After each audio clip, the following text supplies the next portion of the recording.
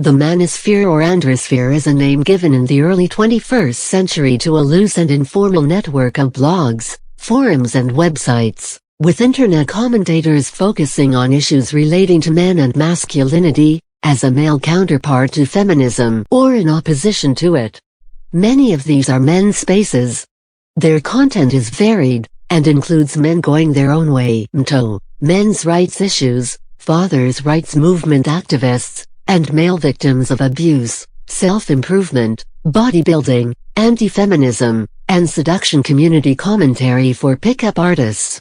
Some of these forums have been described in the media and by the Southern Poverty Law Center (SPLC) of the United States as promoting a misogynistic worldview. Caitlin Dewey of The Washington Post has described the manosphere as a vast, diverse network of blogs and forums.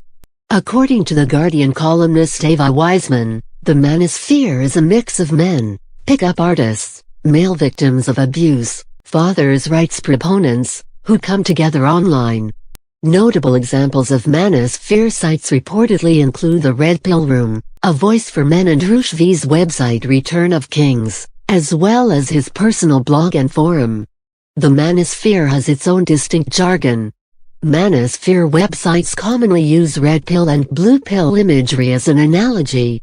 Accepting the manosphere's ideology is equated with taking the red pill, and blue pill refers to those who disagree with their philosophy. The terms alpha male and beta male are also commonly used. Reddit is a popular gathering place for manosphere supporters. Several forums on the site are geared toward its ideas. One of these, the Red Pill subreddit, has more than 100,000 subscribers.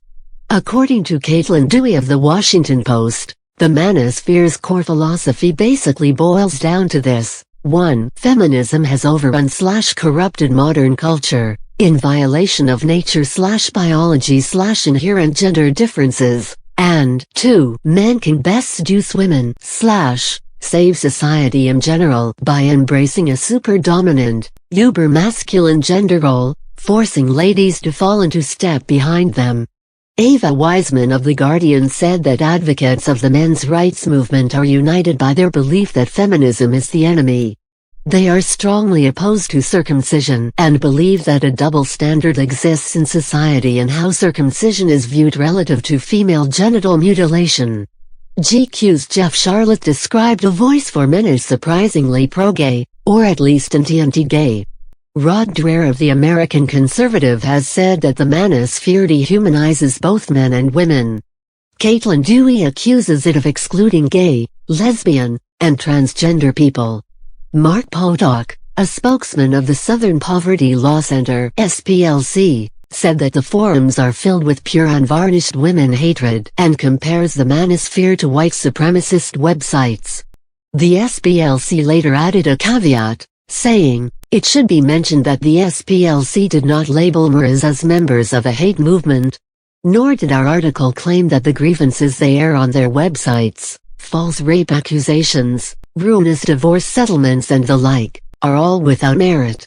But we did call out specific examples of misogyny and the threat, overt or implicit, of violence." Michael Brendan Doherty of Business Insider criticized the SPLC for including manosphere sites on its list of hate groups and for providing pejorative personal details on the site's authors. Mike Riggs of libertarian magazine Reason also criticized the SPLC for defining manosphere sites as hate groups.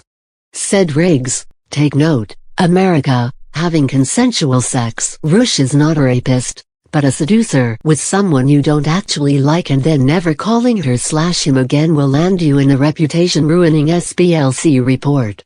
Ava Wiseman has written that commenters on manosphere blogs often make statements to the effect that women are designed solely for sex and sandwich making. She has suggested that the tone of these websites creates a culture that contributes to violence against women. Following the 2014 Isla Vista killings in California, many mainstream news sources reported links between the killer Elliot Rodger and posts to a manosphere forum about the pickup artist community.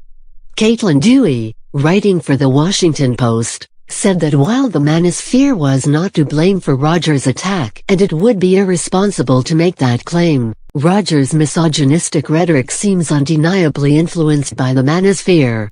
Many manosphere commenters also strongly rejected any attempts to blame the manosphere for the killings, with one commenter writing that his is a perfect case of someone who needed the red pill. Because it's somewhere he could come to vent, and be angry, and not have his pain be dismissed, ridiculed or ignored. Professor Michael Kimmel similarly opined it would be facile to argue the manosphere urged to do this. I think those places are kind of a solace. They provide a kind of locker room, a place where guys can gripe about all the bad things that are being done to them by women. In the days immediately following the shooting, other manosphere sites, such as A Voice for Men, saw a huge increase in traffic. Nicholas James Pill of paleoconservative site Takis magazine said that the manosphere asks difficult questions and poses uncomfortable truths. Pill criticized a report by ABC News on the manosphere for not giving the topic a fair shake and concluded that the men's rights wing of the manosphere is distinguished by a class and refinement totally missing from the shrieking hysteria of modern feminist blogging. BBC television personality Reggie Yates made a documentary on Britons who take part in the manosphere.